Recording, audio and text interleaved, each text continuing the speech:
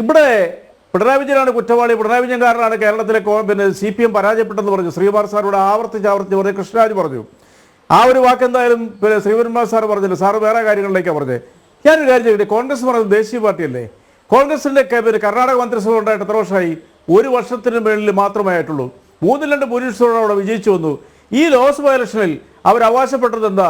28-ൽ 25ഓളം സീറ്റുകൾ കോൺഗ്രസ് നേടുന്നാണ് പറഞ്ഞത്. എന്താ പറയുക, അവസാനത്തെ എക്സിറ്റ് പോൾ പറഞ്ഞു. അവരുടെ ഉപമുഖ്യമന്ത്രി അവകാശപ്പെട്ടത്ര ഞങ്ങൾ 22 സീറ്റായിട്ടും കുറഞ്ഞു വാങ്ങിക്കുമെന്ന് പറഞ്ഞു. 1 വർഷം മാത്രമേ ഉള്ളൂ ആ മന്ത്രിസഭ നിലവിൽ വന്നിട്ട്. എന്നിട്ട് അവർക്ക് എത്ര സീറ്റ് കിട്ടി? സിദ്ധരാമയ്യ എന്ന് പറഞ്ഞ മുഖ്യമന്ത്രിക്കെതിരെയുള്ള വിലയിരുത്തലായിരുന്നോ, വിധിയെഴുത്തായിരുന്നോ? അദ്ദേഹത്തിനുള്ള വെറുപ്പാണോ അവിടുത്തെ ജനങ്ങളെ കാണിച്ചത്? അതോ ആന്റി ഇൻകംബൻസാണോ കാണിച്ചത്? കേരളത്തിലെ കോൺഗ്രസ്, കർണാടകയിലെ കോൺഗ്രസ്, ദേശീയ തലത്തിലുള്ള കോൺഗ്രസ് ഒന്നു തന്നെയല്ലേ? അപ്പൊ പിന്നെ നിങ്ങളെങ്ങനെയാണ് പിണറായി വിജയനെ മാത്രം ടാർഗറ്റ് ചെയ്യുന്ന? തൊട്ടപ്പുറത്തെ സംസ്ഥാനത്തിന്റെ കാര്യം ഞാൻ പറഞ്ഞത്. സാറെ പറയുമ്പോൾ ലോജിക്ക് വേണം ഈ കാര്യങ്ങൾ പറയുമ്പോഴത്തേക്കും.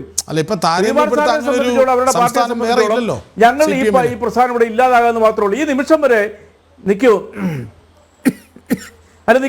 അല്ല അതവിടെ നിൽക്കട്ടെ. അത് ഞങ്ങൾ നോക്കിക്കോളാം, ഞങ്ങളെ സംബന്ധിച്ചോളം ഞങ്ങൾ ദേശീയ തലത്തിൽ എല്ലാ സംസ്ഥാനത്തും വിജയിച്ചു കയറുന്ന പാർട്ടിയെന്ന് ഞങ്ങൾ അവകാശപ്പെട്ടു. നിങ്ങൾ അതൊന്നും പറയണം. നിങ്ങൾ അങ്ങനെയാണെന്നുണ്ട് എന്തുകൊണ്ടാണ് 400 സീറ്റ് കിട്ടുമെന്നും പറഞ്ഞുകൊണ്ടും പറയണത് ഞങ്ങൾ ഭേദഗതി ചെയ്യുമെന്നും പറഞ്ഞുകൊണ്ടും അത് മുസ്ലിം വിരുദ്ധത മാത്രം പറഞ്ഞുകൊണ്ടും ഇവിടെ തെരഞ്ഞെടുപ്പ് പ്രചരണം നടത്തിയ കൃഷ്ണരാജിന്റെ പാർട്ടി, ബഹുമാനപ്പെട്ട ശ്രീപത്മനാഭൻ സാറിന്റെ പാർട്ടി എന്തുകൊണ്ടാണ് കേവല ഭൂരിപക്ഷം ഒറ്റയ്ക്ക് നേടായിരുന്നത്?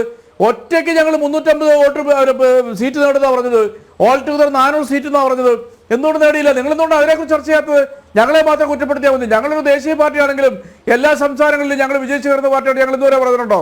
ഞാനൊരു കാര്യം ചോദിക്കട്ടെ. 2019 ഞങ്ങൾ 121 നിയമസഭാ മണ്ഡലങ്ങളിൽ പുറയിലായിരുന്നു. ലോക്സഭാ ഇലക്ഷനിൽ 121. ഇത്തവണ 111 ഉള്ളൂ.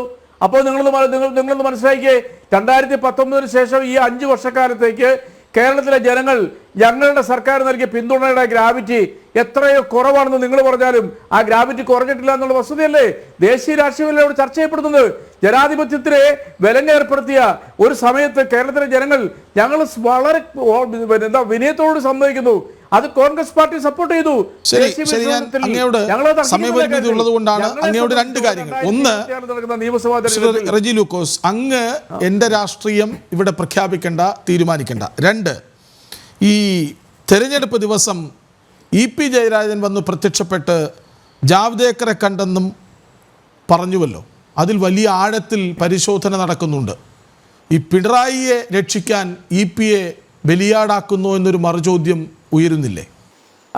കൃഷ്ണരാജിന്റെ രാഷ്ട്രീയം ഞാൻ പ്രഖ്യാപിക്കേണ്ട, അത് ഞാൻ പ്രഖ്യാപിച്ച രാഷ്ട്രീയം അല്ലാതെ കൃഷ്ണരാജ് ചർച്ചയിൽ പറഞ്ഞതിൽ എനിക്ക് വളരെ സന്തോഷമുണ്ട്. ഞാൻ അപ്രീഷിയേറ്റ് അതെനിക്ക് വളരെ ഇഷ്ടപ്പെട്ടു. അപ്പൊ ഒരു കാര്യം ഞാൻ പറയാം, ഇവിടെ അതിൽ നിന്ന് മനസ്സിലാക്കുന്ന എന്താ,